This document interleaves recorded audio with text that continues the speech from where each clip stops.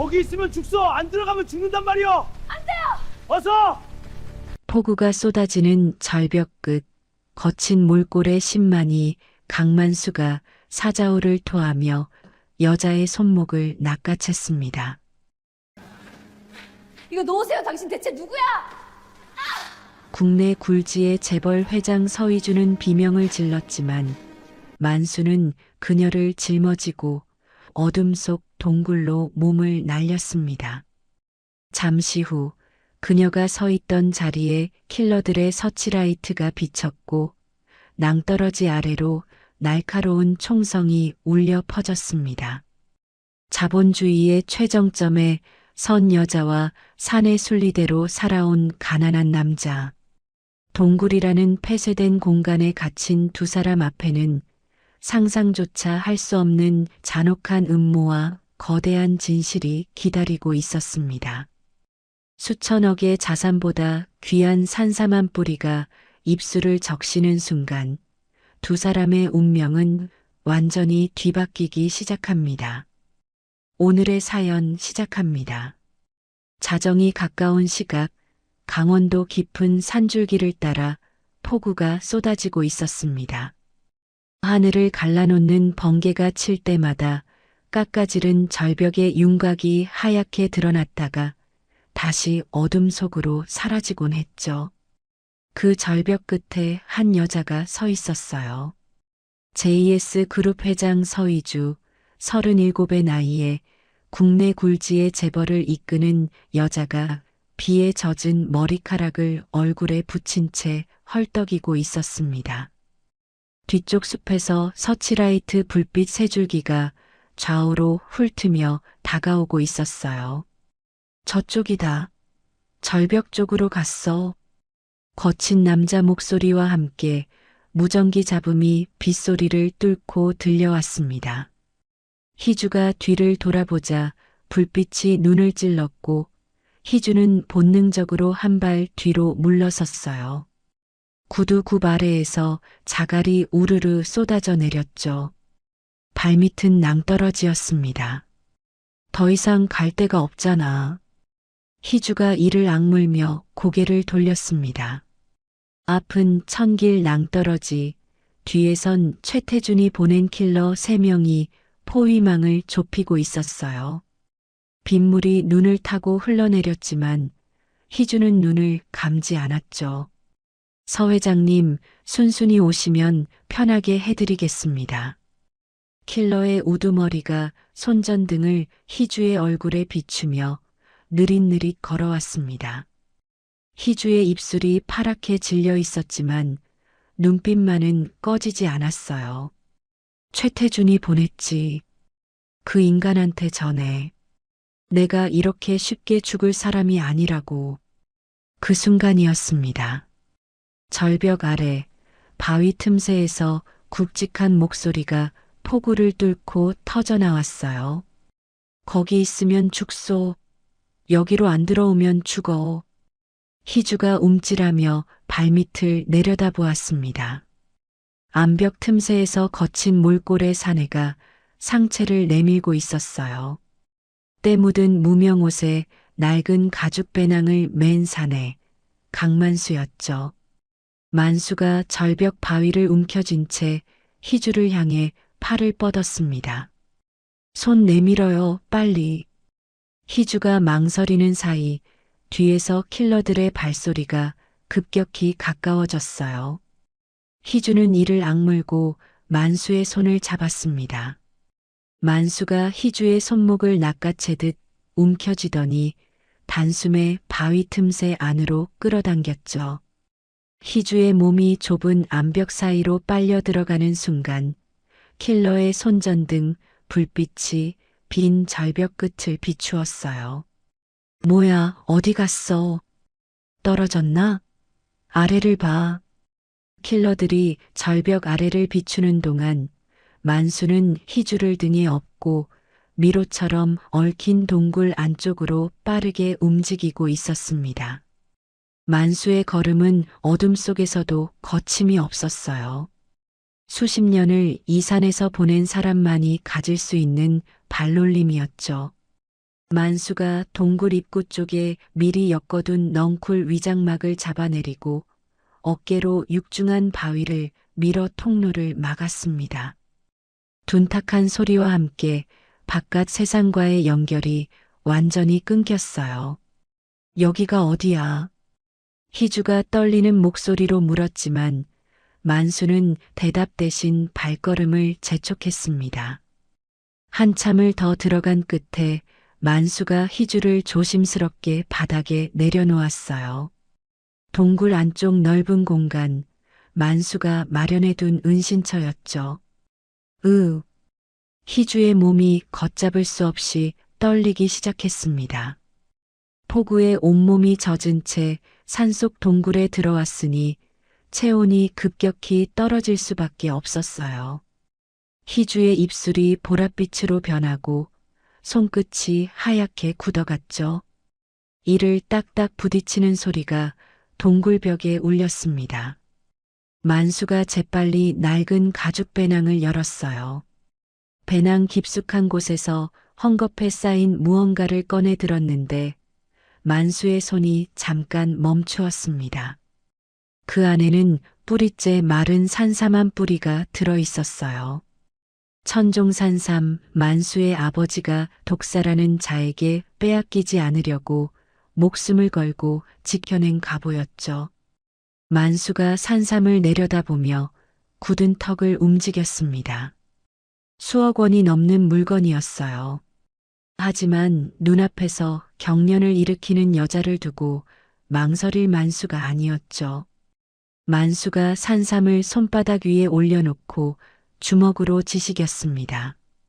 입 벌려요. 만수가 희주의 턱을 살며시 받치며 으깬 산삼을 입에 넣어 주었어요. 그리고 동굴 벽면에서 또르르 흘러내리는 석간수를 손으로 받아 희주의 갈라진 입술에 적셔 주었습니다. 상처난 팔뚝에 묻은 피도 석간수로 조심스럽게 닦아냈죠. 얼마나 시간이 흘렀을까요? 희주의 떨림이 조금씩 가라앉기 시작했습니다. 만수가 비상용으로 쌓아둔 마른 땔감에 불을 붙이자 주황빛 불꽃이 동굴 벽면을 따뜻하게 물들였어요. 희주가 천천히 눈을 떴습니다. 흐릿한 시야에 모닥불 너머로 앉아 있는 남자의 실루엣이 들어왔어요. 때 묻은 옷, 갈라진 손, 거칠게 자란 수염. 희주가 반사적으로 주머니에서 휴대전화를 꺼냈습니다. 화면에 신호 없음이라는 글자만 떠 있었어요. 희주가 전화기를 들고 이리저리 움직여 보았지만 결과는 같았죠. 소용없어요. 여긴 바위가 사방으로 막혀 있어서 전화가 안 터져. 만수가 불에 젖은 나뭇가지를 밀어 넣으며 담담하게 말했습니다. 당신 누구야? 희주가 경계하는 눈으로 만수를 올려다보았어요. 나는 이 산에서 약초 캐는 사람이요. 10만이. 만수가 희주를 똑바로 쳐다보지도 않은 채 대답했습니다. 불꽃에 비친 만수의 얼굴은 투박하고 무심했지만 위험한 기운은 없었어요. 이 산에 밤중에 짐승도 아니고 사람이 쫓겨 올라오면 안 되는 거요. 뱀도 나오고 멧돼지도 나오고 비 오는 날엔 바위가 무너지기도 하고. 만수가 불씨를 뒤적이며 덤덤하게 이어갔죠. 특히 저 절벽은 발 한 번 잘못 디디면 그냥 가는 곳이요. 희주는 아무 말도 하지 못했습니다. 평생 돈의 논리로만 움직이는 사람들 사이에서 살아온 희주에게 이 남자는 전혀 다른 세상의 사람이었어요. 이해관계도 계산도 속셈도 보이지 않았죠. 희주의 팽팽하게 굳어있던 어깨가 조금씩 내려왔습니다. 그리고 모닥불의 온기에 기대듯 희주가 천천히 눈을 감았어요. 바깥에서는 여전히 폭우가 쏟아지고 있었습니다. 킬러들이 절벽 근처를 수색하는 발소리가 희미하게 들려왔어요. 만수가 동굴 벽면에 귀를 바짝 갖다 댔습니다. 구두 소리 3개, 무전기 잡음, 그리고 서치라이트가 바위를 긁는 소리까지 만수의 귀에 또렷이 잡혔죠. 만수가 입술을 꾹 다물고 모닥불 쪽으로 돌아와 앉았습니다. 날이 밝았어요. 비는 그쳤지만 하늘은 여전히 잿빛이었죠. 만수가 동굴 틈새로 바깥을 살피는데 낮고 날카로운 기계음이 들려왔습니다. 드론이었어요. 킬러들이 절벽 틈새를 훑기 위해 드론을 띄운 것이죠. 저게 뭐요? 만수가 눈을 가늘게 뜨고 드론의 움직임을 읽었습니다. 기계 소리가 점점 가까워졌어요. 만수가 재빨리 몸을 일으켜 동굴 천장에 뚫린 작은 구멍 쪽으로 다가갔습니다. 그 구멍 안쪽에는 박쥐떼가 빽빽하게 매달려 있었어요. 만수가 모닥불에서 연기 나는 나뭇가지를 들고 와 그 구멍으로 연기를 불어넣었습니다. 놀란 박쥐 수백 마리가 한꺼번에 구멍 밖으로 쏟아져 나갔어요. 시커먼 박쥐떼가 절벽 주변을 뒤덮자 드론의 카메라가 아무것도 잡아내지 못했죠. 제기랄 박쥐 때문에 아무것도 안 보여. 드론을 조종하던 킬러의 짜증 섞인 목소리가 바람을 타고 희미하게 들려왔습니다. 만수가 구멍에서 물러나 먼지를 털며 돌아왔어요. 희주가 깨어나 만수를 올려다보고 있었습니다. 여기서 계속 있을 수는 없어요. 나가는 길을 찾아야 해. 희주가 자리에서 일어서며 말했어요. 다리가 풀려 비틀거렸지만 벽을 짚고 중심을 잡았죠. 길이 하나 있긴 있어. 만수가 동굴 안쪽 어둠을 턱으로 가리켰습니다. 이 동굴 밑으로 물이 흐르는 길이 있어요. 산 사람만 아는 길이요. 지하수로. 희주가 만수의 얼굴을 살폈어요. 만수는 고개를 한번 끄덕이고 배낭을 등에 올렸습니다. 두 사람이 동굴 안쪽으로 발을 옮기기 시작했어요. 좁은 통로를 지나며 만수가 먼저 입을 열었습니다. 근데 당신은 왜 한밤중에 저 절벽까지 쫓겨온 거요? 희주가 잠시 입을 다물었다가 낮은 목소리로 대답했어요. 나를 죽이려는 사람이 있어. 내 곁에 있던 사람이야. 만수가 걸음을 멈추지 않은 채 고개만 살짝 돌렸습니다. 나도 아버지를 잃었소. 이 산에서. 만수의 목소리가 한 톤 낮아졌어요. 독사라는 놈이 있었소. 아버지가 지키던 산삼을 빼앗으려고 아버지를 그 뒤로 아버지는 돌아오지 못했어요. 만수가 바위벽을 손으로 짚으며 앞으로 나아갔습니다. 희주는 그 넓은 등을 바라보며 아무 말도 하지 못했죠. 좁은 바위 틈을 지나던 순간이었어요. 희주의 발 아래 돌이 무너지며 몸이 아래로 쏠렸습니다. 으악! 만수가 번개처럼 몸을 돌려 희주의 팔을 잡았어요. 희주의 몸이 허공에 매달린 채 흔들렸죠. 만수가 이를 악물고 희주를 끌어올리는데 만수의 어깨가 날카로운 바위 모서리에 깊게 긁혔습니다. 살이 갈라지며 피가 옷을 적셨지만 만수는 신음 한 번 내지 않고 희주를 끌어올렸어요. 괜찮소? 만수가 희주의 얼굴부터 살피며 물었습니다. 나보다 당신 어깨 피가 나잖아. 희주가 만수의 어깨를 보며 얼굴이 하얘졌어요.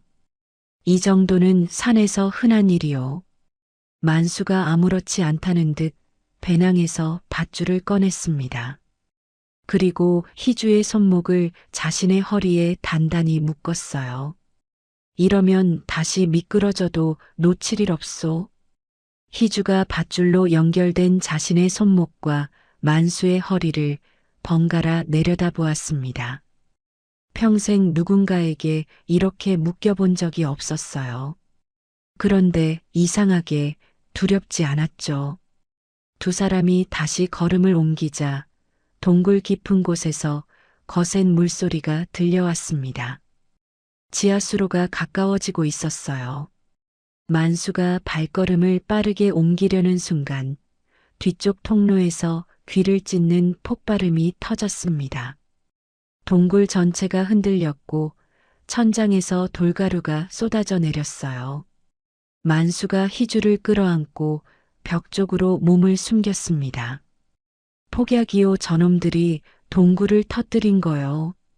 만수가 이를 악물고 희주의 손을 잡아 끌며 물소리가 나는 쪽으로 뛰기 시작했습니다. 폭발의 여파로 천장에서 돌덩이가 우수수 쏟아졌어요. 만수가 희주의 머리를 자신의 가슴 쪽으로 감싸 안은 채 몸을 낮추었습니다. 먼지가 가라앉자 뒤쪽 통로는 완전히 막혀 있었죠. 돌아갈 길은 없소. 앞으로 가는 수밖에. 만수가 희주의 손목에 묶인 밧줄을 한 번 더 확인하고 앞장섰습니다. 지하수로가 흐르는 안반지대는 바닥이 미끄러웠고 발을 디딜 때마다 찬물이 발목을 감쌌어요. 잠깐 당신 어깨에. 희주가 만수의 등 뒤를 보며 걸음을 멈추었습니다. 만수의 왼쪽 어깨에서 흘러내린 피가 팔뚝을 타고 손끝까지 내려와 물 위에 붉은 줄기를 만들고 있었어요. 됐소, 이 정도는. 만수가 걸음을 멈추지 않은 채 대답했습니다.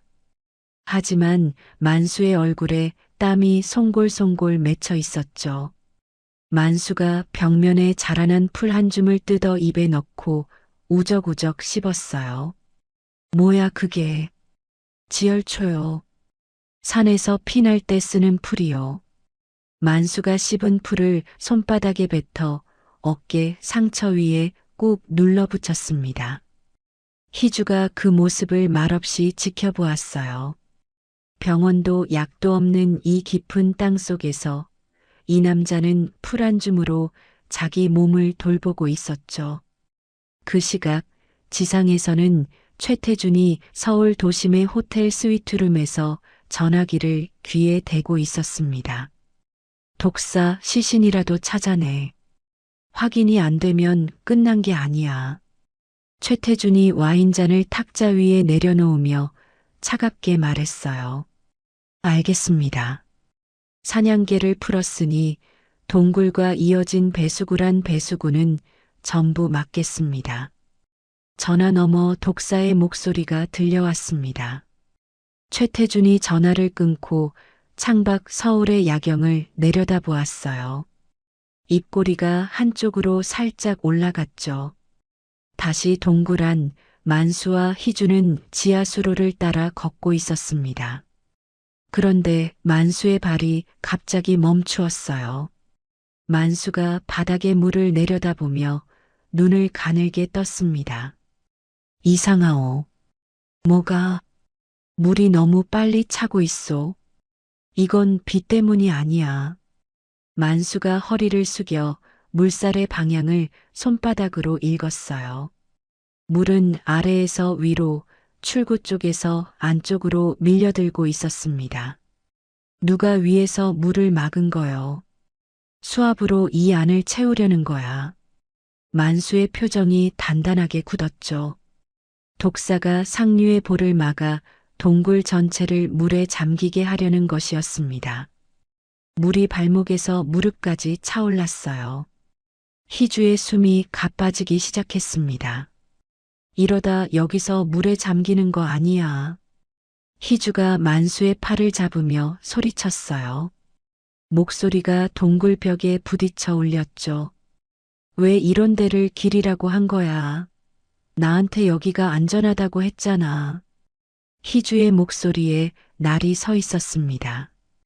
공포가 분노로 바뀌어 터져나오고 있었어요. 만수가 아무 말 없이 희주의 허리를 잡아 위쪽 바위 선반으로 밀어 올렸습니다. 희주가 바위 위에 올라서자 물이 만수의 허벅지까지 차올라 있었어요. 만수는 그 물속에 서서 두 팔로 바위 선반을 받치듯 버티고 있었죠. 소리 질러도 돼요. 대신 거기서 내려오지는 마시오. 만수가 물속에서 고개를 들어 희주를 올려다보며 말했습니다. 담담한 목소리였어요.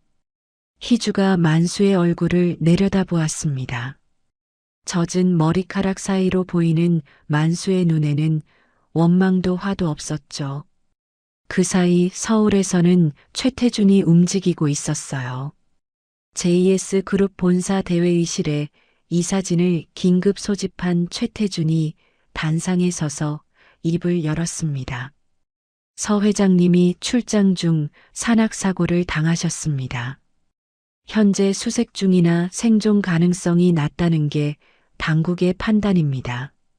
최태준이 준비해둔 서류를 이사진에게 돌렸어요. 조작된 사고 보고서와 위조된 경찰 확인서가 들어 있었죠. 서 회장님의 부재 기간 동안 제가 직무 대행을 맡겠습니다. 이해 없으시죠? 이사진 누구도 입을 열지 못했습니다. 최태준이 회의실을 둘러보며 서류 위에 직인을 찍었어요. 다시 동그란 물은 서서히 빠지기 시작했습니다. 독사가 볼을 막은 것만으로는 이 넓은 지하수로를 다 채울 수 없었던 거죠. 만수가 젖은 몸을 끌고 바위 벽면을 더듬었어요. 손끝에 무언가가 잡혔습니다. 바위에 새겨진 표시였어요. 오래된 칼자국, 만수의 눈이 크게 떠졌습니다. 이건 아버지 표시요. 만수가 떨리는 손으로 바위에 새겨진 화살표를 쓸어내렸어요.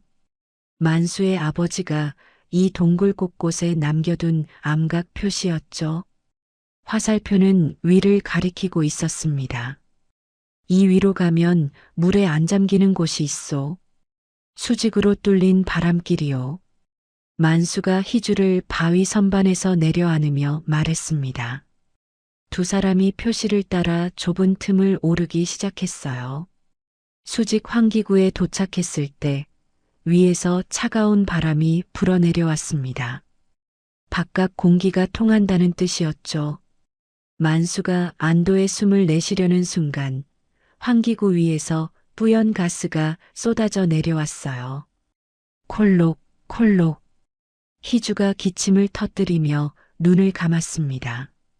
눈과 코가 동시에 타는 듯한 통증이 밀려왔어요. 최루가스였죠. 코 막아요. 만수가 자신의 젖은 셔츠를 벗어 희주의 얼굴에 감싸주었습니다. 만수는 맨몸으로 가스를 맞으며 눈물이 쏟아졌지만 이를 악물고 벽을 더듬었어요. 그때 환기구 위에서 웃음소리가 내려왔습니다. 쥐구멍에 숨어봤자 소용없어. 거기서 기어 나오든가 질식하든가. 만수의 온몸이 굳었어요. 그 목소리를 만수는 알고 있었습니다. 잊을 수가 없는 목소리였죠. 20년 전 아버지가 마지막으로 산에 오르던 날 절벽 위에서 들려오던 바로 그 웃음소리였어요. 독사? 만수의 이가 맞물리며 턱에 힘줄이 돋았습니다. 두 주먹이 부르르 떨렸어요. 만수가 환기구를 향해 몸을 일으키려는 순간 희주가 만수의 손을 잡았습니다. 지금은 안 돼. 희주가 셔츠 사이로 눈만 내밀고 만수를 똑바로 쳐다보았어요. 지금 올라가면 죽어. 살아야 해. 우리 둘 다. 희주의 손이 차가웠지만 그 쥐는 힘은 단단했습니다. 만수가 부르르 떨리던 몸을 멈추었어요. 숨을 한 번, 두 번 크게 내쉬었습니다. 만수가 고개를 돌려 벽면을 더듬었어요. 아버지의 암각 표시 옆에 작은 돌기가 하나 있었습니다. 만수가 그 돌기를 힘껏 눌렀어요. 묵직한 소리와 함께 벽면 한쪽이 안으로 밀려 들어갔습니다. 비밀문이었죠. 안쪽에서 오래된 쇠와 먼지 냄새가 밀려왔어요. 만수가 희주의 손을 잡고 안으로 들어섰습니다. 그곳은 일제강점기 시절에 파놓은 금광의 폐갱도였어요. 녹슨 레일이 어둠 속으로 뻗어 있었고 한쪽 벽에는 도구들이 걸려 있었습니다. 삽, 곡괭이, 밧줄, 그리고 낡은 광차 하나. 이것도 아버지가 남긴 거요. 만수가 벽에 걸린 도구들을 하나하나 쓸어내리며 말했어요. 만수의 아버지가 만일의 탈출을 위해 이 모든 것을 준비해 두었던 것이죠.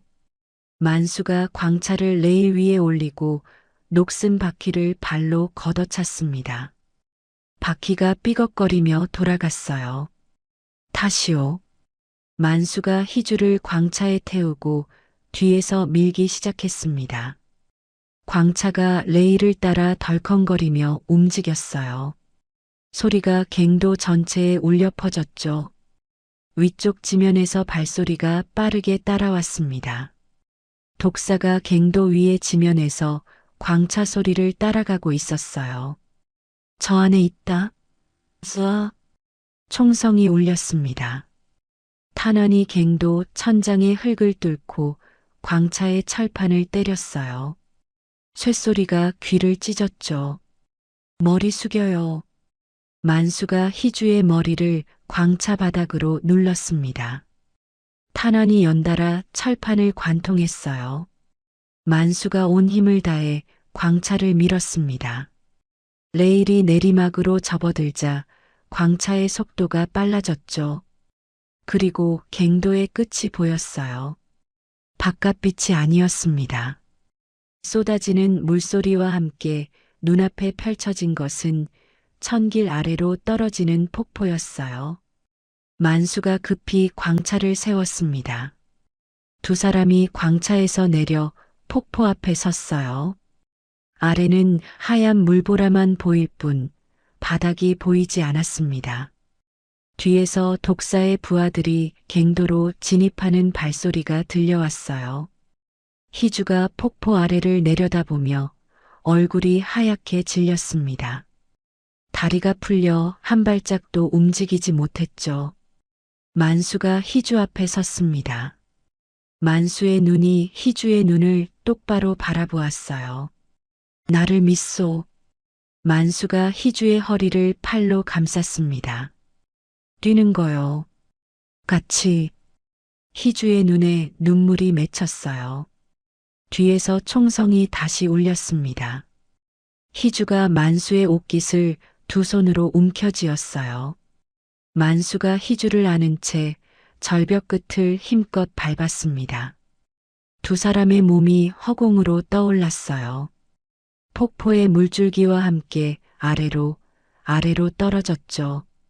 독사가 갱도 끝에 도착해 폭포 아래를 내려다보았습니다. 거센 소용돌이 위로 두 사람의 모습은 보이지 않았어요.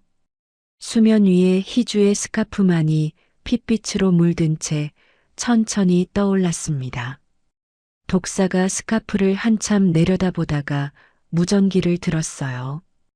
끝난 것 같습니다. 폭포의 거센 물줄기가 온몸을 지니기듯 사방에서 압박해왔습니다. 정신이 아득해지는 가운데서도 서희주는 자신의 허리를 부서질 듯 감싸 안은 강만수의 단단한 팔뚝을 느꼈죠. 차가운 강물 속에서 몇 번이나 자맥질을 하던 두 사람이 강변 모래톱에 밀려 올라온 것은 그로부터 한참 뒤의 일이었습니다. 헉. 서 회장님, 정신 차려요. 눈 좀 떠보시오. 강만수가 거친 숨을 몰아쉬며 서희주의 어깨를 흔들었습니다.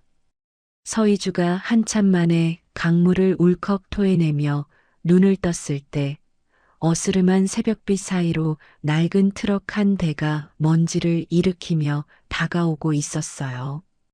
트럭에서 내린 사람은 백발이 성성하지만 눈빛만은 날카로운 박 노인이었습니다. 박 노인이 주위를 살피며 낮은 목소리로 말했습니다. 회장님, 늦어서 죄송합니다. 무사하셔서 다행입니다. 서희주가 떨리는 목소리로 박 노인의 팔을 잡으며 대답했습니다. 박 노인, 어떻게 여기까지?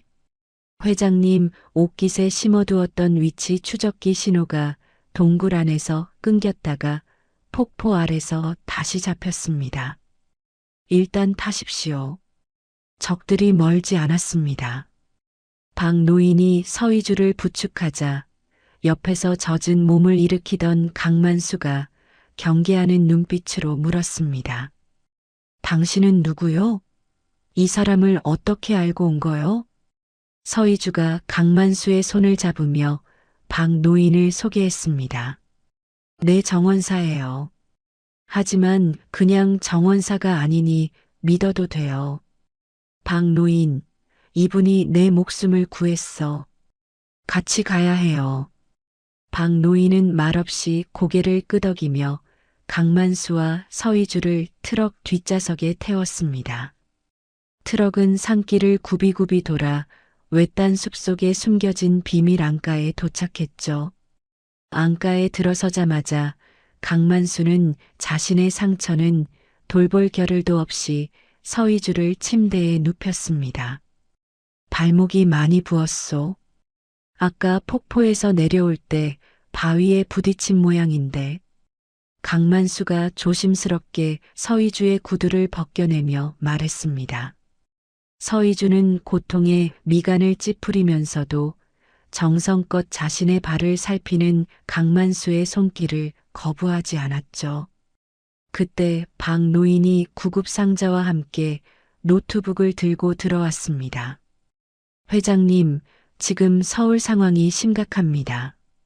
최태준 이사가 이미 언론을 장악했습니다. 박 노인이 노트북 화면을 켰습니다.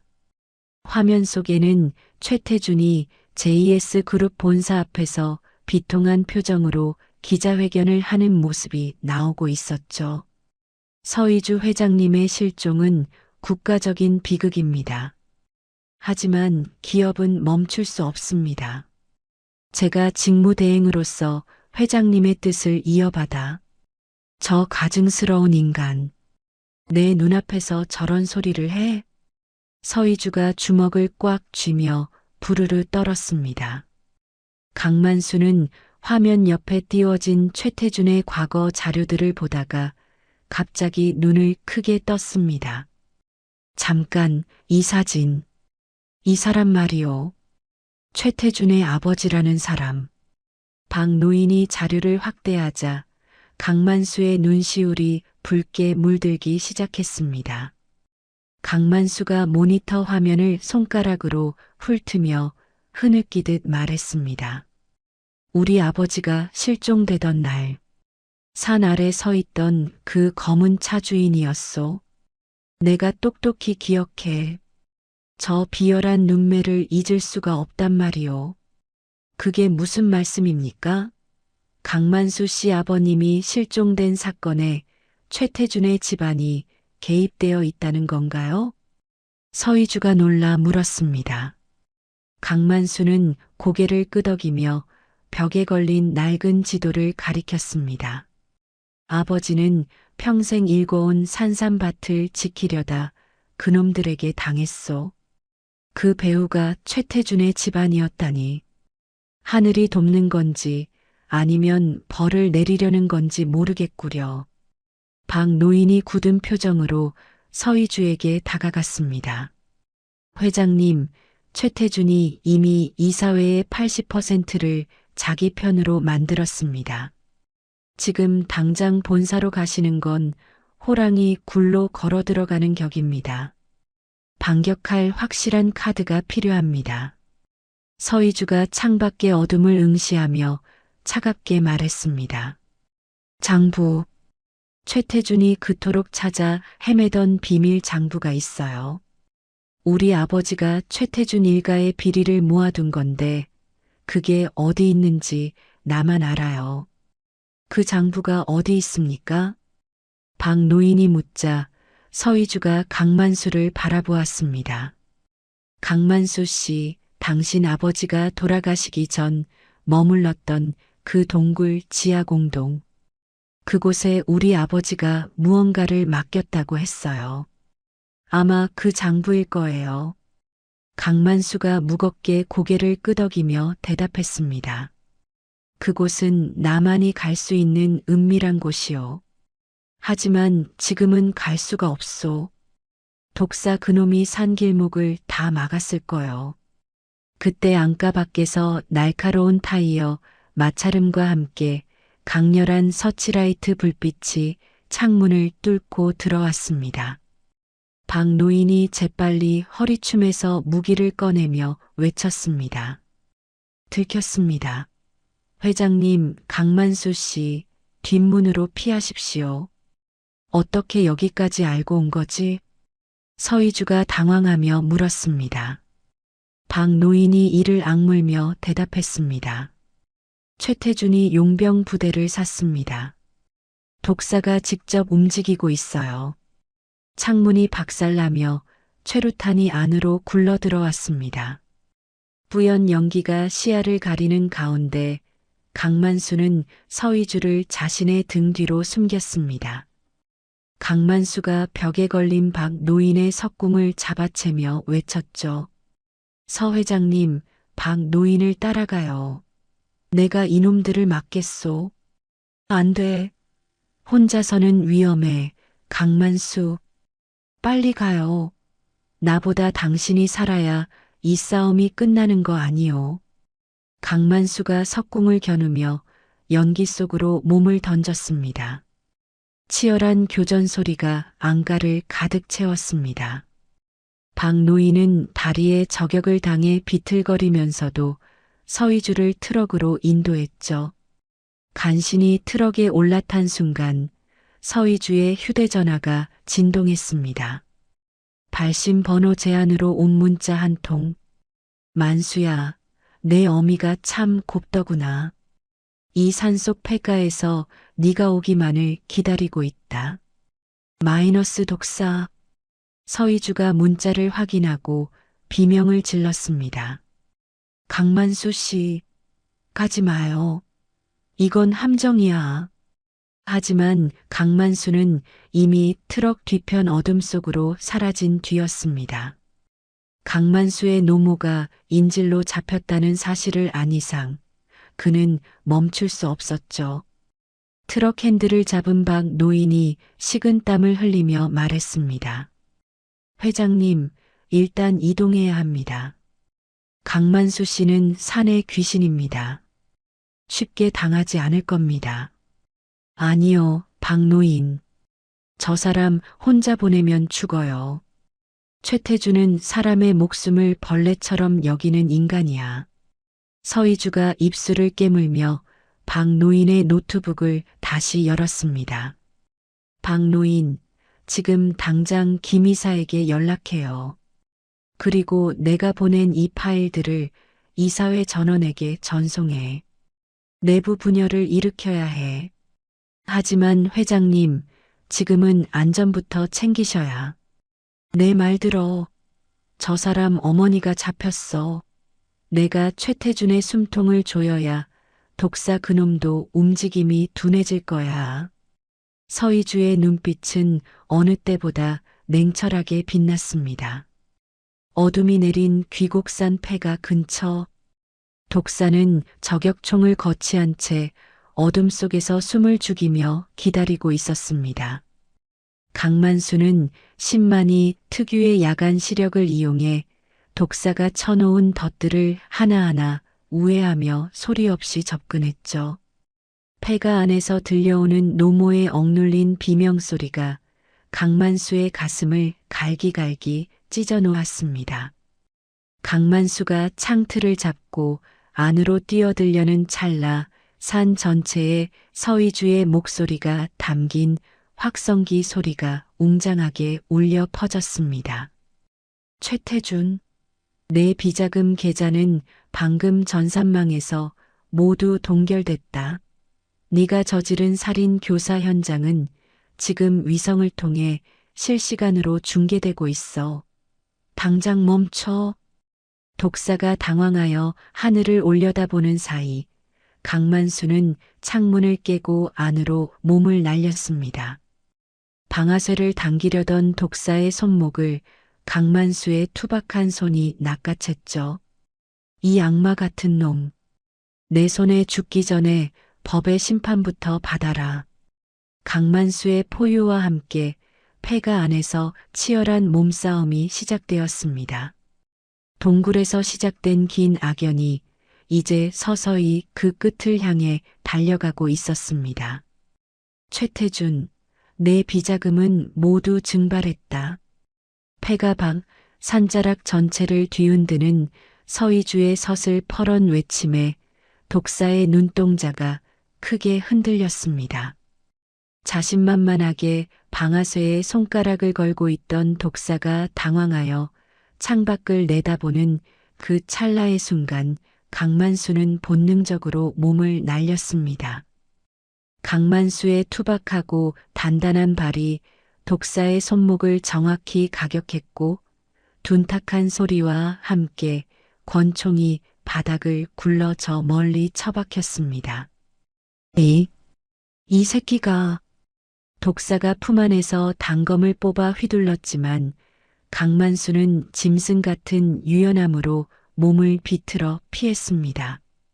그는 곧바로 구석에 입이 막힌 채 묶여있던 노모에게 달려갔죠. 거친 손으로 노모의 결박을 풀어낸 강만수가 울컥 차오르는 눈물을 참으며 어머니를 감싸 안았습니다. 어머니, 괜찮으세요? 저예요, 만수. 이제 괜찮아요. 노모는 아들의 얼굴을 확인하자마자 참았던 눈물을 쏟아내며 만수의 젖은 옷자락을 꼭 쥐었습니다. 강만수는 어머니를 벽 뒤 안전한 곳으로 밀어넣고는 다시 독사를 향해 돌아섰습니다. 그의 눈에는 평소의 순박함 대신 수십 년간 산을 지켜온 파수꾼의 서늘한 위엄이 서려 있었습니다. 독사, 넌 오늘 산을 나가지 못한다. 산의 주인들이 내 놈을 지켜보고 있거든. 어둠 속에서 독사의 부하들이 하나둘씩 나타나 강만수를 에워쌌습니다. 하지만 강만수는 당황하지 않았죠. 그는 폐가의 낡은 석가래를 붙잡고 몸을 띄워 적들의 머리 위를 가로질렀고 10만이들만이 아는 지형의 고저차를 이용해 어둠 속으로 숨어들었습니다. 자신들의 구역이라 믿었던 폐가는 이제 강만수에게는 완벽한 사냥터가 되었고 독사의 부하들은 보이지 않는 적의 공격에 하나씩 비명을 지르며 쓰러졌습니다. 그 시각 폐가 마당에는 수십 대의 경찰차와 언론사 헬기가 도착해 있었습니다. 서희주는 박 노인의 부축을 받으며 트럭에서 내려 카메라 플래시 세례 속으로 당당히 걸어 들어갔죠. 그녀의 손에는 최태준의 자금줄을 끊어버린 태블릿 PC가 들려 있었습니다. 지금 보고 계신 이 화면이 바로 최태준 이사가 해외로 빼돌리려던 비자금의 실시간 이동 경로입니다. 그리고 저 폐가 안에는 그가 보낸 살인 청부업자들이 제 목숨을 노리고 있습니다. 서희주의 목소리는 전 국민의 안방으로 생중계되었습니다. 최태준의 권력이라는 견고한 성벽이 실시간으로 무너져 내리는 순간이었죠. 막다른 길에 몰린 독사는 마지막 발악을 하며 폐가 뒤쪽 벼랑 끝으로 도주했습니다. 하지만 그곳에는 이미 강만수가 기다리고 있었죠. 20년 전 자신의 아버지가 억울하게 밀려 떨어졌던 바로 그 절벽이었습니다. 이곳이 네가 우리 아버지를 밀었던 그곳이냐? 강만수의 낮은 목소리가 밤 공기를 갈랐습니다. 독사는 광기 어린 웃음을 터뜨리며 품 안에서 마지막 폭탄 스위치를 꺼내 들었습니다. 그래, 내 아비도 여기서 참 질기게 버텼지. 너도 같이 지옥으로 가자. 독사가 스위치를 누르려던 찰나 강만수는 죽이는 대신 살리는 길을 택했습니다. 그는 품 안에서 약초를 묶을 때 쓰던 튼튼한 칡줄기 밧줄을 던져 독사의 손목과 다리를 한꺼번에 낚아챘습니다. 균형을 잃은 독사가 절벽 아래로 고꾸라지려 하자 강만수는 어깨 근육이 찢어지는 고통을 참아내며 밧줄을 끌어올렸습니다. 죽는 건 너무 쉽다. 넌 살아서 네가 저지른 짓들을 평생 속죄하며 늙어가야 해. 우리 아버지의 명예를 위해서라도. 강만수는 독사를 절벽 위로 끌어올려 경찰들에게 넘겼습니다. 사태가 진정된 후 서희주가 달려와 강만수의 상처투성이 손을 붙잡았습니다. 강만수 씨, 무사해서 다행이에요. 정말 다행이에요. 서희주의 눈에 맺힌 눈물을 본 강만수가 쑥스러운 듯 뒷머리를 극적이며 미소 지었습니다. 서 회장님 덕분에 우리 어머니를 구했소. 정말 고맙소. 일주일 뒤 서울 JS 그룹 본사 취임식장은 아수라장이 되었습니다. 자신이 회장이 될 줄 알고 단상에 올랐던 최태주는 강만수가 동굴 지하 공동에서 회수한 비밀 장부를 들고 나타난 서희주 앞에 무릎을 꿇었습니다. 비리 장부에는 최태준 일가가 수십 년간 저질러온 횡령과 살인 교사의 기록이 낱낱이 적혀 있었죠. 최태준은 그 자리에서 수갑이 채워진 채 끌려나갔습니다. 모든 것이 제자리로 돌아온 뒤 서희주는 강만수에게 수십억 원의 보상금과 그룹 자문위원 자리를 제안했습니다. 하지만 강만수는 낡은 가죽 배낭을 고쳐 매며 빙그레 웃었죠. 서 회장님, 나는 도심의 빌딩 숲보다 이 흙냄새가 더 좋소? 보상금은 우리 마을 사람들 약초 밥 가꾸는데 써주시오. 나는 그저 산 사람으로 살겠소. 서희주는 그런 강만수를 붙잡지 않았습니다. 대신 그녀는 매주 금요일 퇴근길마다 화려한 정장을 벗어 던지고 등산복 차림으로 강원도 산골 오두막을 찾았죠. 어느 화창한 오후 두 사람은 오두막 평상에 나란히 앉아 찐 감자를 나눠 먹고 있었습니다. 강만수가 숲에서 꺾어온 가장 예쁜 야생화를 엮어 서희주의 머리에 씌워주었죠. 이게 내가 줄 수 있는 가장 비싼 관이요. 세상 그 어떤 보석보다 아름답지 않소? 서희주는 투박하지만 따뜻한 강만수의 손을 잡으며 평생 느끼지 못한 진심 어린 안식을 느꼈습니다. 마당 한편에서는 박 노인이 강만수의 노모와 함께 나무를 다듬으며 평화로운 대화를 나누고 있었죠. 그렇게 모든 시련이 끝난 줄 알았던 그때였습니다. 만수의 어깨에 기대어 웃던 서희주의 코에서 붉은 선혈이 툭 하고 떨어졌습니다.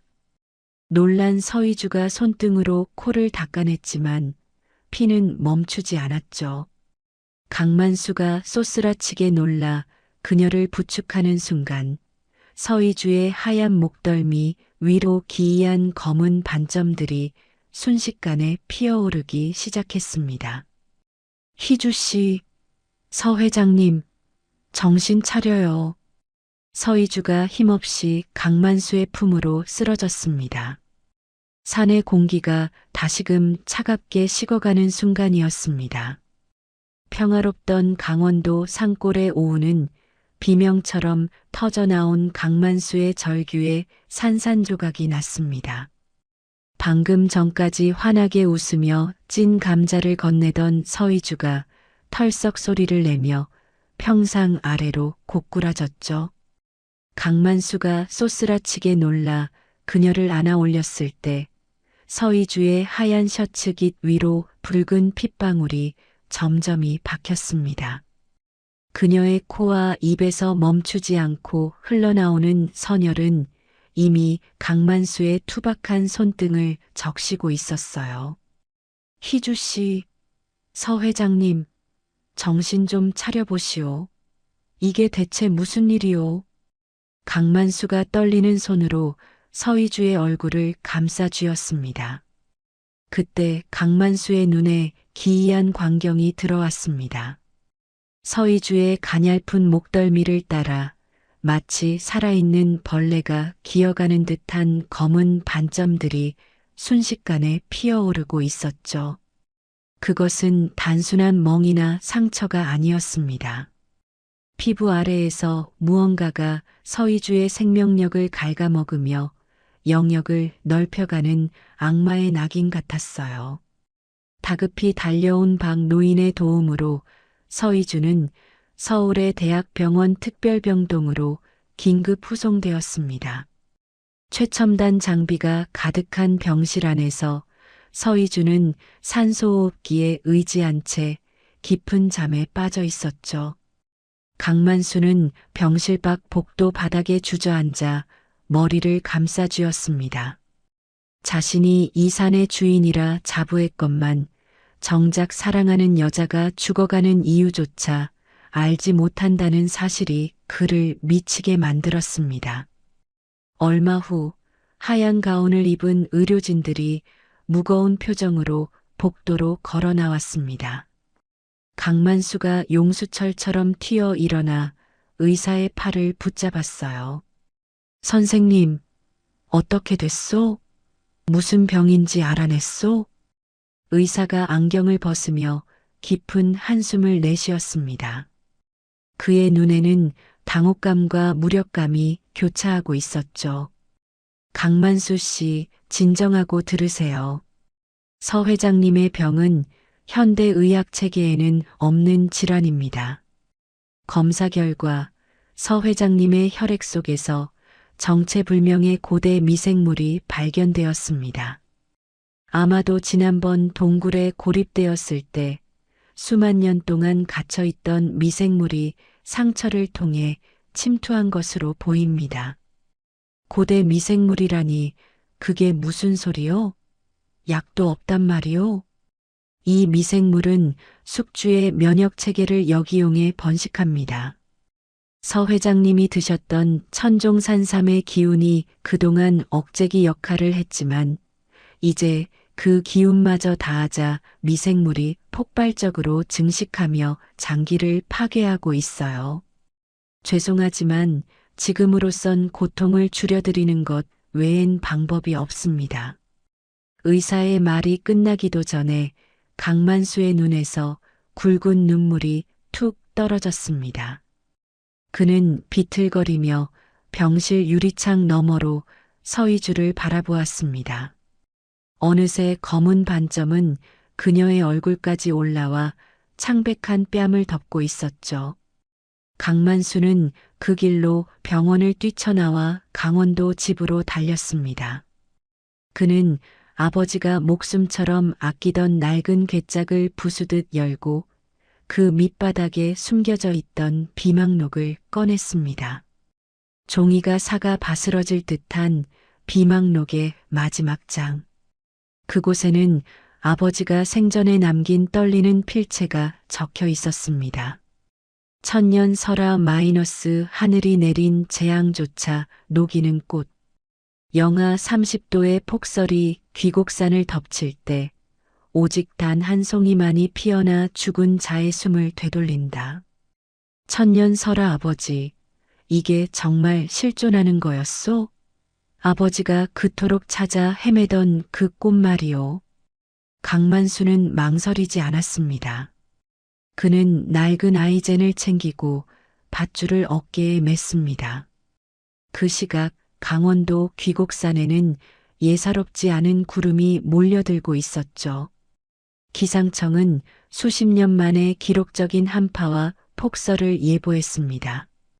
하지만 강만수에게 날씨 따위는 중요하지 않았습니다. 희주를 살릴 수만 있다면 저승의 문턱이라도 밟을 기세였죠. 박노인님, 희주 씨 잘 부탁하오. 내가 그 꽃 반드시 따오겠소. 전화기 너머로 들려오는 강만수의 목소리는 비장하다 못해 처절했습니다. 박노인이 다급하게 만류했죠. 만수 씨, 지금 귀곡사는 지옥이나 다름없어요. 눈보라 때문에 앞도 안 보일 텐데 제발 참으세요. 내가 안 가면 그 사람은 죽소. 내 발로 걸어 들어가서라도 하늘의 뜻을 바꿔놓을 거요. 강만수는 전화를 끊고 어둠 속으로 몸을 던졌습니다. 귀곡산의 칼바람은 살점을 도려낼 듯 날카로웠고 무릎까지 차오르는 눈더미는 그의 발걸음을 붙잡았습니다. 체감 온도는 이미 영하 30도를 밑돌고 있었죠. 강만수는 눈보라를 뚫고 수직에 가까운 암벽을 오르기 시작했습니다. 손가락 끝은 이미 감각이 사라져 동상으로 검게 변해가고 있었지만 그는 멈추지 않았습니다. 그런데 강만수가 암벽 중간쯤 도달했을 때 등 뒤에서 서늘한 기운이 느껴졌습니다. 눈보라 사이로 번뜩이는 안광이 보였죠. 이송 도중 탈주하여 복수의 칼날을 갈던 독사였습니다. 독사는 이미 미쳐버린 눈으로 저격총을 겨누고 있었습니다. 강만수 산신령 노릇도 오늘이 끝이다.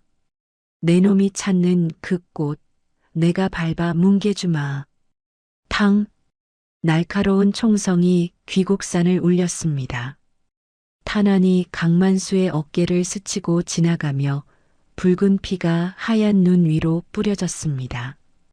강만수는 비틀거렸지만 바위 틈새를 꽉 움켜쥐었습니다. 독사 내 이놈, 아직도 정신을 못 차렸단 말이냐? 죽어라, 죽어.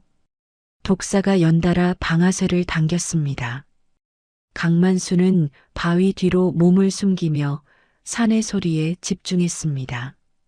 그는 10만이들만이 내는 특유의 휘파람 소리로 산짐승들을 깨우고 메아리를 이용해 자신의 위치를 숨겼습니다. 독사가 당황하여 사방을 둘러보는 사이 강만수는 마지막 힘을 다해 정상 부근의 얼음 동굴로 기어 올라갔습니다. 그곳이었습니다. 사방이 꽁꽁 얼어붙은 얼음벽 한가운데 은은한 백색 빛을 내뿜으며 고고하게 피어난 꽃 한 송이. 천년설화였습니다. 꽃잎이 떨릴 때마다 주변의 냉기가 따스한 기운으로 변하는 듯한 착각이 들었죠. 강만수가 떨리는 손으로 꽃을 향해 손을 뻗는 순간 뒤에서 독사가 칼을 휘두르며 덮쳐왔습니다. 그 꽃 내놔. 그게 돈이 얼마짜린데. 강만수는 꽃을 품에 안은 채 독사의 공격을 온몸으로 받아냈습니다. 칼날이 강만수의 허벅지를 파고들었지만 그는 꽃이 든 주머니를 놓지 않았습니다. 두 남자는 벼랑 끝에서 엉겨붙어 처절한 육탄전을 벌였습니다. 강만수는 자신의 고통보다 품 안의 약초가 상할까봐 노심초사했죠. 내 놈은 평생 돈만 보고 살았겠지만 이 꽃은 사랑을 위해 피는 것이다. 강만수가 독사의 중심을 무너뜨리며 힘껏 밀쳐냈습니다. 그 순간 쌓여있던 거대한 눈더미가 무너지며 산사태가 일어났습니다. 독사는 비명과 함께 눈사태에 휩쓸려 저 아래 심연 속으로 사라졌습니다. 강만수는 미리 박아둔 하켄에 걸린 로프를 필사적으로 붙잡아 목숨을 건졌습니다. 만신창이가 된 강만수가 병실 문을 박차고 들어왔을 때 의료진은 이미 사망 선고를 준비하고 있었습니다. 서희주의 심박수는 이미 위험 수준까지 떨어져 있었죠. 비켜요. 비키란 말이오. 강만수가 피 묻은 손으로 품 안에서 천년 설화를 꺼냈습니다. 그는 약초를 입으로 씹어즙을 낸 뒤 서희주의 굳게 닫힌 입술 사이로 흘려 넣었습니다. 의사들이 미신이라며 만류했지만 강만수의 눈빛에 압도되어 누구도 다가가지 못했습니다. 얼마나 지났을까요? 기적이 일어났습니다. 서희주의 얼굴을 덮고 있던 검은 반점들이 눈 녹듯 사라지기 시작했습니다. 멈췄던 맥박이 다시 힘차게 뛰기 시작했고 창백했던 그녀의 뺨에 붉은 생기가 돌았습니다. 서희주가 가늘게 떨리는 눈꺼풀을 들어 올렸습니다. 만수 씨 왜 이렇게 피투성이가 됐어? 서희주가 힘겹게 손을 들어 강만수의 뺨을 어루만졌습니다. 강만수는 그녀의 손에 얼굴을 묻고 어린아이처럼 엉엉 울음을 터뜨렸습니다. 살았소. 희주 씨가 살았으면 됐소. 나는 이제 아무래도 상관없소. 병실 밖에는 어느새 눈이 그치고 눈부신 햇살이 비치고 있었습니다. 죽음의 문턱에서 돌아온 두 사람의 손이 병상 위에서 단단하게 맞잡혔습니다. 하지만 이 감동적인 순간도 잠시 산에서 들려온 또 다른 소식이 그들을 기다리고 있었습니다. 강만수의 정성으로 가꾼 약초밭이 정체 모를 불길에 휩싸였다는 소식이었죠.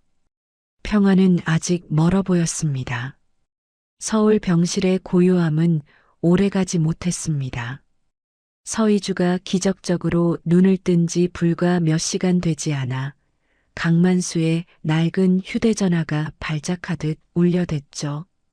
액정 위로 뜬 이름은 박노인이었습니다. 수화기 너머로 들려오는 소리는 절규에 가까운 비명과 거센 바람소리, 그리고 무엇인가 거대한 것이 무너져 내리는 굉음뿐이었습니다. 만수 씨, 당장 산으로 와야겠소. 최태준의 남은 수하들이 미쳤어요. 마을 약초밭에 독가스를 뿌리고 산 전체에 불을 지르고 있단 말이오. 박노인의 다급한 외침에 강만수의 눈등에 굵은 핏줄이 섰습니다. 천년 설화를 따오느라 만신창이가 된 몸이었고 어깨의 총상은 아직 아물지도 않았지만 그는 본능적으로 자리에서 일어났습니다. 침대에 누워있던 서희주가 떨리는 손으로 강만수의 소매를 붙잡으며 눈물을 글썽였죠. 만수 씨, 그 몸으로 어딜 가려는 거예요? 당신 지금 서 있는 것도 기적이라고요. 제발, 제발 가지 마요. 강만수는 희주의 손을 부드럽게 감싸쥐며 단호하게 대답했습니다.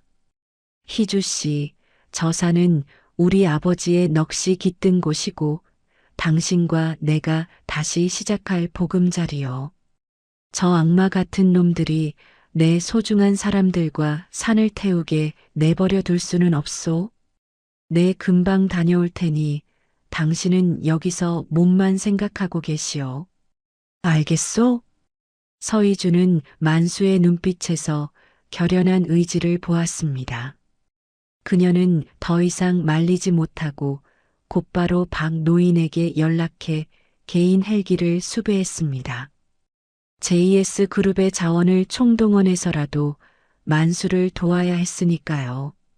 강만수가 도착한 귀곡산은 그야말로 지옥 그 자체였습니다. 최태준은 감옥에 갇혔지만 그가 뿌려놓은 검은 돈에 매수된 용병들은 주인이 사라진 사냥개처럼 미쳐 날뛰고 있었습니다. 그들은 특수 제작된 화학살충제를 산 곳곳에 살포해 약초들을 몰살시키고 있었고 증거를 인멸하기 위해 대규모 방화를 저질러 산 전체를 거대한 화로로 만들고 있었습니다. 이 천벌을 받을 놈들, 산이 무슨 죄라고 이런 짓을 하느냐. 강만수는 연기가 자욱한 숲속으로 주저없이 뛰어들었습니다. 영하의 추위에 얼어붙었던 눈은 화마의 열기에 녹아 진흙탕이 되었고 공기는 유독가스로 가득 차 숨을 쉴 때마다 폐가 타들어가는 것 같았습니다. 강만수는 젖은 수건으로 입을 틀어막고 마을 사람들을 대피시키기 시작했습니다. 김씨 어르신, 이쪽입니다. 계곡 물줄기를 따라 아래로 내려가세요. 이 서쪽 길은 막혔습니다. 어서요. 마을 사람들을 안전한 곳으로 인도하던 중 강만수는 불길 속에 갇힌 오두막 한 채를 발견했습니다.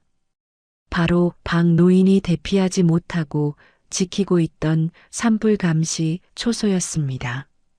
초소 주변은 이미 육중한 불의 장벽이 쳐져 있었고 오래된 목조 지붕은 금방이라도 무너질 듯 위태롭게 휘어지고 있었습니다. 그때 연기 사이로 검은 그림자 하나가 나타났습니다. 탈옥한 독사의 오른팔이자 최태준의 비밀 해결사였던 칼날이었습니다. 그는 방화용 연료통을 든 채 광기 어린 눈으로 강만수를 비웃으며 칼을 뽑아들었습니다. 강만수, 여기서 다 같이 타 죽는 거다. 최 회장님이 무너지면 우리도 어차피 끝이야. 하지만 혼자 죽지는 않지.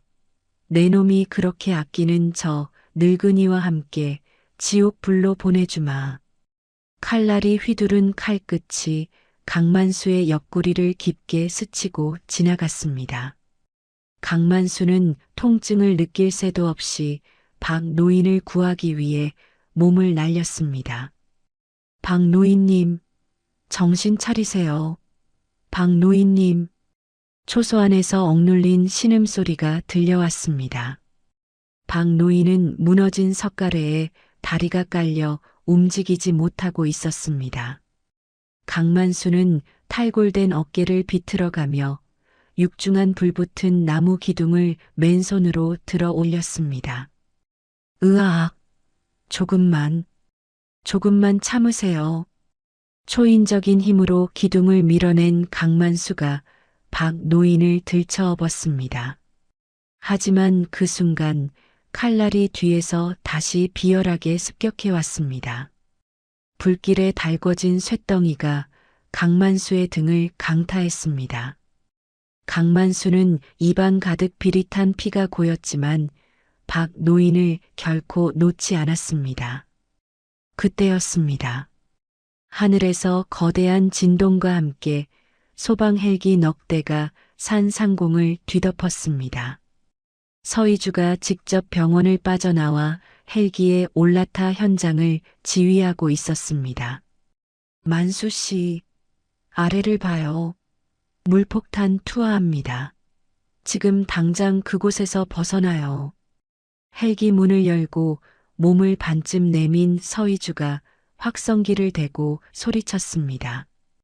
연기 때문에 한치 앞도 보이지 않았지만 그녀는 강만수의 움직임을 심장으로 느끼고 있었습니다.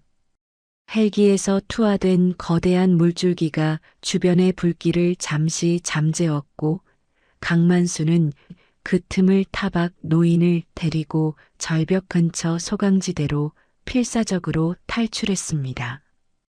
칼날은 거센 물살과 무너지는 건물 더미에 밀려 불길 속으로 자취를 감췄습니다. 강만수는 박 노인을 구조대원들에게 인계하고 나서야 비로소 안도의 한숨을 내쉬며 바닥에 쓰러졌습니다. 그의 온몸은 화상 자국과 피로 범벅이 되어 마치 숫덩이처럼 변해 있었죠. 서희주가 헬기에서 내려 먼지 구덩이를 헤치고 강만수에게 달려왔습니다. 그녀는 무릎을 꿇고 만수의 머리를 자신의 무릎에 뉘었습니다. 만수 씨, 바보같이 왜 그랬어요? 내가 얼마나 무서웠는지 알아요? 당신까지 잃으면 난 정말 살 이유가 없단 말이에요. 강만수는 검게 그을린 얼굴로 희미하게 웃으며 서희주의 떨리는 손을 잡았습니다. 그의 손마디는 이미 살같이 다 벗겨져 피가 배어 나오고 있었습니다. 희주 씨, 미안하오. 하지만 산이, 우리 아버지가 평생을 바친 산이 다 타버렸소. 저 잿더미를 보니 내 가슴도 다 타버린 것 같구려. 아니에요, 만수 씨. 나무는 타버려도 깊은 뿌리는 살아있어요. 우리가 다시 심고 다시 가꾸면 돼요. 당신이 무사하니까 그거면 충분해요. 이제 제가 당신의 산이 되어줄게요. 서희주의 눈물이 강만수의 뺨 위로 뜨겁게 떨어졌습니다. 그 눈물은 산을 집어삼키던 광기 어린 불길보다 더 강렬한 생명력을 품고 있었습니다. 비록 숲은 잿더미가 되어 검게 그을렸지만 두 사람의 굳게 맞잡은 손 사이로는 꺾이지 않는 희망의 싹이 트고 있었습니다. 하지만 사건은 여기서 끝이 아니었습니다. 불길이 잦아든 잿더미 속에서 강만수는 아버지가 생전에 남겼던 또 다른 유품의 파편을 발견하게 됩니다. 그것은 최태준조차 알지 못했던 이 귀곡산 깊은 땅 속에 숨겨진 거대한 진실과 마주하게 되는 서막이었습니다. 귀곡산을 집어삼키던 거대하고 붉은 불길이 소방 헬기에서 쏟아지는 물폭탄에 비명을 지르며 잦아들고 있었습니다. 자욱한 잿빛 연기가 산 전체를 짓누르듯 덮어 한 치 앞도 보이지 않는 아비규환의 현장이었죠. 그 지옥 같은 현장 한가운데 강만수가 등에 깊은 자상을 입은 채 거칠게 숨을 몰아쉬고 있었습니다. 그의 등은 이미 피와 땀 그리고 검은 재가 뒤섞여 처참한 몰골이었어요. 독사, 이 끈질긴 놈. 내 놈은 정령 상귀신이라도 되었단 말이냐. 강만수가 탈골된 어깨를 움켜쥐며 이를 악물었습니다. 연기 속에서 서서히 모습을 드러낸 독사는 탈옥 후의 고초 때문인지 눈이 움푹 들어가 광기 어린 안광만을 내뿜고 있었어요. 그의 손에는 시퍼런 칼날이 들려 있었고 그 칼끝은 여전히 강만수의 심장을 겨누고 있었죠. 독사가 짐승 같은 소리를 지르며 다시 한번 달려들었습니다. 강만수는 부상당한 다리를 끌며 필사적으로 몸을 피했지만 등에 입은 자상이 벌어지며 뜨거운 선혈이 바닥으로 툭툭 떨어졌어요. 그 뒤에서 다리가 부러진 채 쓰러져 있던 박 노인이 갈라진 목소리로 외쳤습니다. 만수 씨, 내 걱정은 말고 피해요. 저놈은 이미 사람이 아니오. 짐승이나 다름없단 말이오. 박 노인이 피 묻은 손으로 바닥을 긁으며 외쳤지만 강만수는 물러서지 않았습니다. 안 됩니다. 박 노인님. 제가 당신을 두고 어디를 간단 말입니까? 산 사람은 동료를 버리지 않는 법입니다. 강만수는 박 노인의 앞을 가로막아 서며 독사를 노려보았습니다. 그 순간 연기 구덩이를 헤치며 현장에 나타난 사람은 바로 서희주였습니다. 그녀는 재벌 회장의 기품 대신 헝클어진 머리에 재를 뒤집어 쓴 채 박 노인의 트럭에서 챙겨온 신호탄 총을 꽉 쥐고 있었죠. 독사, 그만 멈춰. 내 놈의 배우인 최태준은 이미 끝났어. 네가 여기서 무슨 짓을 해도 달라질 건 없단 말이야. 서희주가 당당하게 외치며 신호탄을 독사의 발밑으로 발사했습니다. 펑 소리와 함께 붉은 불꽃이 독사의 시야를 가렸고 독사가 당황하여 주춤하는 찰나 강만수가 마지막 힘을 다해 몸을 날렸습니다. 강만수는 독사의 허리를 낚아채며 바닥을 굴렀고 두 사람은 잿더미 위에서 처절한 육탄전을 벌였습니다. 이거 놓으란 말이야. 내가 죽어도 너는 데려간다. 독사가 발버둥 치며 칼을 휘둘렀지만 강만수는 찢어지는 어깨 고통을 참아내며 독사의 팔을 꺾어 제압했습니다. 그리고 곁에 굴러다니던 튼튼한 칡넝쿨과 밧줄을 가져와 독사를 근처 고목나무에 단단히 결박해버렸죠. 이제 끝이다. 네가 저지른 악행, 저 타버린 나무들이 다 지켜봤어. 법의 심판을 받으며 평생 참회해라. 산의 진노가 어떤 것인지 내 놈은 죽어서도 알게 될 거다. 강만수가 말을 마치자마자 긴장이 풀린 듯 바닥으로 쓰러졌습니다. 서이주가 비명을 지르며 강만수에게 달려와 그의 머리를 자신의 무릎에 뉘었습니다. 만수 씨, 정신 차려요. 제발 눈 좀 떠봐요. 만수 씨, 내 말 들려요? 서이주의 눈물이 강만수의 검게 그을린 뺨 위로 쉼없이 떨어졌습니다. 강만수는 희미하게 눈을 뜨며 서이주의 젖은 얼굴을 바라보았죠. 희주 씨, 산이 다 타버려서 어떡하오. 우리 아버지의 흔적들이 우리가 함께 걷던 그 숲이. 아니에요, 만수 씨. 당신만 무사하면 돼요. 산은 다시 푸르게 만들 수 있어요. 내가 전 재산을 털어서라도 다시 일굴게요. 우리 같이 다시 시작해요. 제발 죽지 마요. 서이주가 강만수의 피 묻은 손을 꼭 잡으며 울먹였습니다. 강만수는 그제야 안심한 듯 미소를 지으며 정신을 잃었습니다. 곧이어 도착한 구조대원들이 강만수와 박노인을 헬기에 실어 올렸고 서이주는 그들이 탄 헬기를 바라보며 주먹을 꽉 쥐었습니다. 그녀의 눈에는 복수보다 더 강한 결의가 서려 있었죠. 한 달 뒤 강원도의 한 병원. 강만수가 창밖의 산을 바라보며 휠체어에 앉아 있었습니다. 어깨와 등에는 여전히 두꺼운 붕대가 감겨 있었지만 그의 눈빛은 어느 때보다 맑고 깊었죠. 문이 열리며 서이주가 화사한 꽃다발을 들고 들어왔습니다.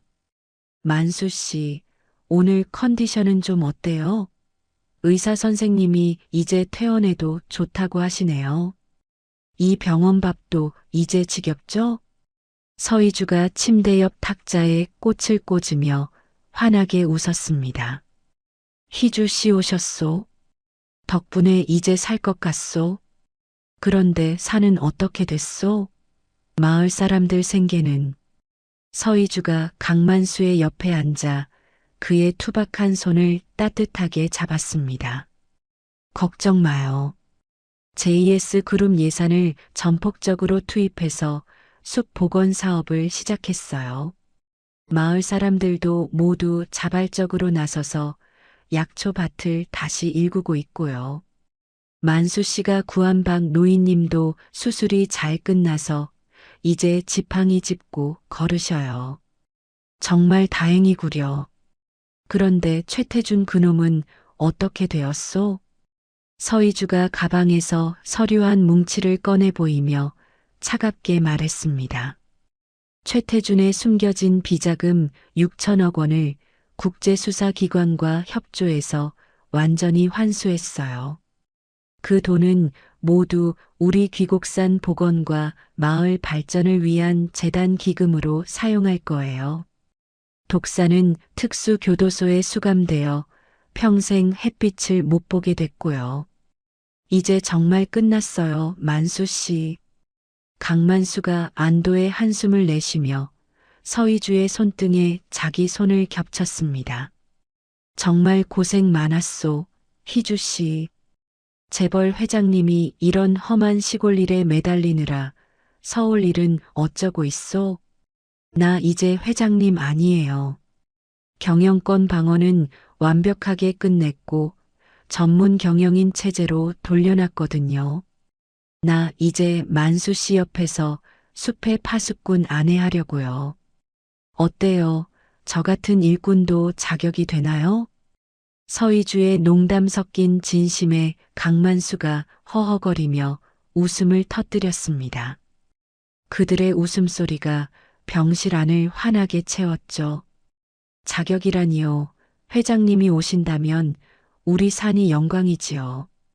하지만 고생이 많을 텐데 괜찮겠소?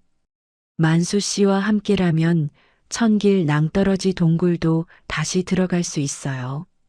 우리 이제 정말 행복해지기로 해요. 재활 치료를 받던 박 노인도 문가에 나타나 흐뭇하게 그들을 바라보았습니다. 만수 씨, 서 회장님. 두 사람 보니까 이 늙은이 다리가 벌써 다 나은 것 같소? 허허, 보기 좋구려. 박 노인님, 이제 좀 걸으실만 하세요? 서희주가 일어나 박 노인을 부축했습니다. 박 노인은 강만수의 어깨를 툭 치며 말했죠. 만수 씨, 이제 산으로 돌아갈 준비해야지. 불탄 자리에 새로 돋아난 어린 싹들이 자네를 기다리고 있더군. 시련이 사랑을 더 깊게 만든다는 말, 이번에 뼈저리게 느꼈소. 산은 절대 거짓말을 하지 않으니까. 강만수는 창밖으로 보이는 귀곡산의 능선을 바라보았습니다. 검게 그을린 자국 사이로 군데군데 연두색 새싹이 고개를 내밀고 있었죠. 그것은 마치 그들의 사랑이 다시 시작될 것임을 알리는 희망의 신호 같았습니다. 희주 씨, 우리 돌아갑시다. 우리들의 산으로, 우리들의 집으로 말이요. 네, 만수 씨. 이제 절대 그 손 놓지 않을게요. 평생 당신 곁에서 산의 공기를 마시며 살고 싶어요. 두 사람은 불탄 산이 다시 초록빛 생명력을 되찾을 것을 믿으며 서로의 눈을 맞추었습니다. 시련은 끝났고 이제 그들에게 남은 것은 굳건해진 신뢰와 함께 일궈나갈 새로운 시작뿐이었습니다. 서희주는 서울 회장실 벽에 걸어두었던 화려한 액자 대신 강만수와 함께 찍은 소박한 오두막 사진을 가슴에 품었습니다. 그녀의 초심은 이제 강원도 흙내음 속에 깊이 뿌리를 내리고 있었습니다. 귀곡산의 계절은 세 번의 혹독한 겨울을 넘기고 다시금 찬란한 봄의 문턱에 서 있었습니다. 한때 독사가 지른 불길이 훑고 지나가 검게 타버린 흉터처럼 남았던 능선 위로는 이제 이름 모를 야생화와 어린 참나무들이 빼곡히 들어차 그날의 참상을 기억하는 이들의 가슴에 초록빛 위로를 건네고 있었죠. 산 아래 자리 잡은 강만수의 오두막은 이제 현대적인 목조주택의 견고함과 자연의 투박함이 어우러진 평화로운 안식처가 되어 있었습니다. 마당 평상에 앉아 나무 장난감을 깎고 있던 박 노인이 지팡이를 짚고 일어나며 마당으로 힘차게 뛰어들어오는 아이를 반갑게 맞이했습니다. 어이구, 우리 강산이 벌써 산에 다녀오는 거냐? 아버지는 어디 계시고? 강만수를 쏙 빼닮아 눈매가 부리부리하고 다부진 체격을 가진 4살배기 아들 강산이 주머니에서 무언가를 소중히 꺼내 보였습니다. 할아버지, 이것 보세요. 아빠랑 같이 심은 산삼 씨앗이 벌써 이만큼 싹을 틔웠어요. 제가 아침마다 가서 물도 듬뿍 주고 왔다니까요. 박 노인은 아이의 머리를 쓰다듬으며 껄껄 웃었습니다. 허허, 요 녀석 봐라. 벌써 꼬마 10만이 다 됐구나. 그래, 산은 정성을 들이는 만큼 돌려주는 법이지. 너의 아버지가 널 아주 제대로 가르치고 있네. 그때 집안에서 앞치마를 두른 서희주가 쟁반에 갓 쪄낸 나물 주먹밥을 들고 나왔습니다. 재벌 회장 시절에 날카롭고 차갑던 눈매는 이제 온데간데 없고 산골의 맑은 공기를 닮아 깊고 따뜻한 눈동자에는 여유와 평온함이 가득했죠. 서희주가 쟁반을 평상에 내려놓으며 아이를 불렀습니다. 강산아, 손 씻고 와서 밥 먹어야지. 어머니가 네가 좋아하는 취나물 주먹밥 해놨어. 어서 와서 할아버지랑 같이 먹으렴. 네, 엄마.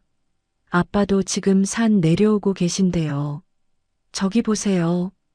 서희주는 강산이 가리키는 산등성이 너머를 바라보았습니다.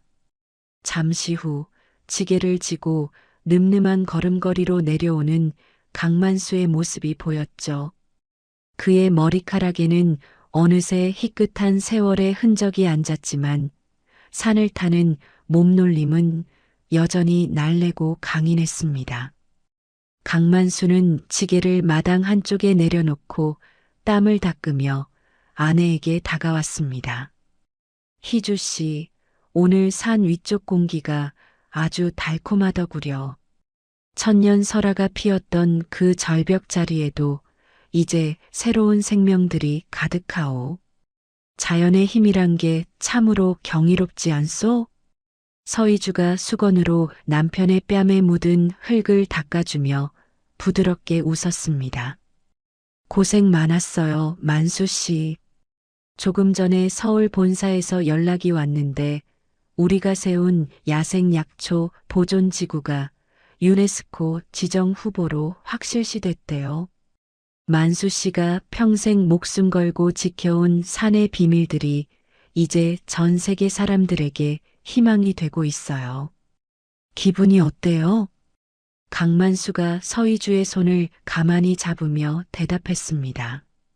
그게 다 희주 씨 덕분이요. 내가 그저 산속에 묻어두기만 했던 것들을 당신이 세상 밖으로 끄집어내 빛을 보게 해주지 않았소. 나는 그저 산이 주는 대로 받은 것뿐인데 말이요. 아니에요, 만수 씨.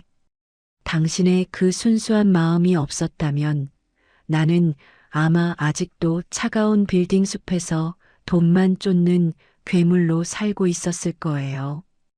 당신이 나를 구한 건 그날 동굴에서만이 아니에요. 내 영혼까지 구한 거죠. 두 사람은 마당 한편에 마련된 낡은 집더미 평상을 바라보았습니다. 그것은 3년 전 그들이 처음 동굴에서 생사를 넘나들며 서로의 온기를 나누었던 그 기억의 조각을 잊지 않기 위해 그대로 보존해 둔 것이었죠. 서희주는 그 평상을 볼 때마다 자신이 가졌던 화려한 부와 권력이 얼마나 덧없는 것이었는지, 그리고 이 투박한 평상 위에서 나눴던 진심이 얼마나 위대한 것이었는지 되새기곤 했습니다. 그때 집안에서 만수의 노모가 희주의 손을 꼭 잡으며 마당으로 나왔습니다. 이제는 희주를 친딸보다 더 아끼는 시어머니와 며느리 사이가 되어 두 사람은 매일 아침 함께 약초를 다듬으며 웃음꽃을 피웠죠. 노모가 인자한 미소로 말했습니다. 희주야, 오늘 장날인데 이따가 읍내 병원 들러서 마을 애들 줄 비타민이랑 약 좀 챙겨오자꾸나. 네가 지어준 산골 도서관에도 새로 책이 듬뿍 들어왔다면서 애들이 아주 난리더구나. 네, 어머니. 점심 먹고 바로 다녀올게요.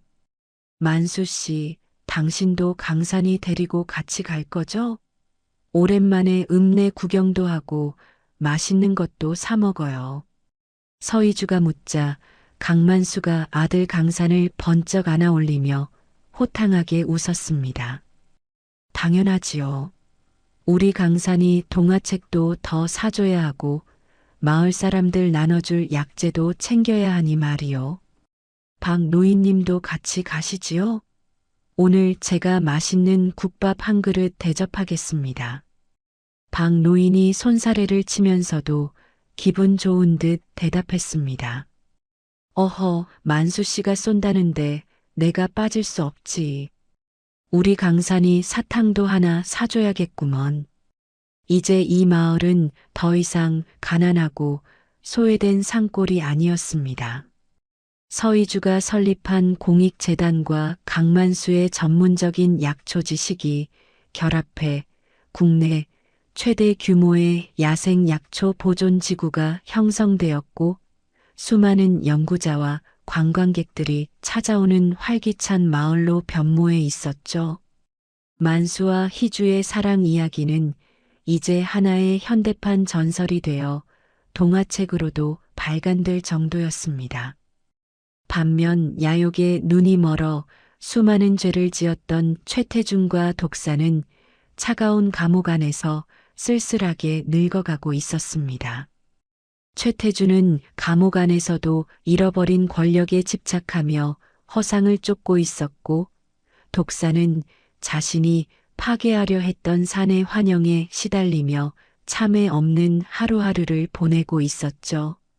세상은 그들의 추악한 이름을 잊어갔지만 만수와 희주가 잿더미 위에 심은 나무들은 매년 가지를 뻗으며 그들의 정의를 증명하고 있었습니다.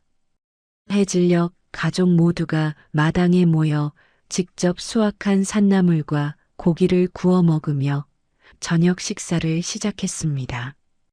타오르는 모닥불 소리와 숲의 벌레 울음소리가 완벽한 배경음악이 되어 두 사람의 대화 사이를 메웠죠. 서희주는 남편의 듬직한 어깨에 머리를 기대며 밤하늘에 쏟아지는 별들을 바라보았습니다. 만수 씨, 가끔 궁금해요. 그때 왜 나를 동굴로 끌어들였나요? 안면도 없는 여자를 위해서 목숨을 거는 게 쉬운 일은 아니잖아요. 강만수가 아내의 손을 더 꽉 잡으며 허허 웃었습니다. 글쎄 말이요. 그냥 그때는 아무 생각이 안 났어. 안 들어가면 저 예쁜 사람이 죽을 것 같다는 생각이 드니 내 심장이 먼저 반응했나 보오. 산 사람은 원래 산짐승 한 마리도 그냥 지나치지 못하는 법인데 당신 같은 사람을 어떻게 그냥 두겠소? 내 평생 가장 잘한 일이 바로 그날 당신 손목을 낚아챈 거요. 서희주는 그 말에 코끝이 찡해졌습니다. 그녀는 밤하늘을 보며 조용히 응조렸습니다. 고마워요, 만수 씨. 당신이 내 손을 놓지 않아줘서 지금 내가 이 별빛을 볼 수 있는 거예요. 나는 돈으로는 절대 살 수 없는 영혼의 안식을 이제야 찾았어요. 여기가 바로 내 낙원이에요. 서희주의 진심 어린 고백에 강만수가 조용히 그녀의 이마에 입을 맞추었습니다. 마당에는 가족들의 웃음소리가 끊이지 않았고 숲은 그들을 포근하게 감싸 안았습니다. 카메라가 하늘 높이 올라가며 울창하고 푸른 귀곡산의 정경을 비춥니다. 잿더미를 뚫고 일어난 숲은 이제 그 어느 때보다 강인한 생명력을 내뿜고 있었고 그 울창한 숲 한가운데 점처럼 박힌 작은 집의 불빛은 세상에서 가장 따뜻하고 영롱한 보석처럼 빛나고 있었습니다. 가난했던 마음이 사랑으로 가득 찼습니다. 이제 우리는 압니다. 진정한 부는 손에 쥔 금괴가 아니라 사랑하는 이의 숨소리를 곁에서 들으며 함께 늙어가는 평범한 오늘이라는 것을. 웅장하고 따뜻한 내레이션과 함께 화면은 서로를 바라보며 세상에서 가장 행복한 미소를 짓는 두 사람의 모습에서 멈추며 긴 대단원의 막을 내렸습니다.